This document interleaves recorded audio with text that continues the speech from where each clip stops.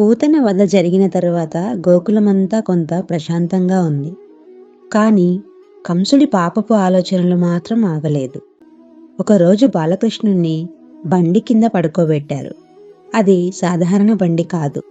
అందులో దాగి ఉన్నాడు ఒక రాక్షసుడు. అతడే శకటాసురుడు.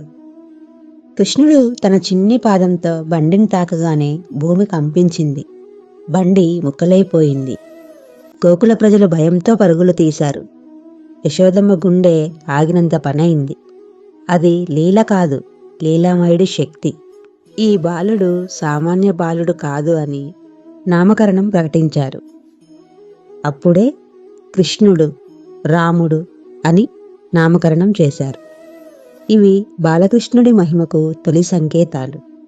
ముందు ముందు ఇంకా అద్భుత లీలలు దాగి ఉన్నాయి. 7వ భాగం తప్పక చూడండి.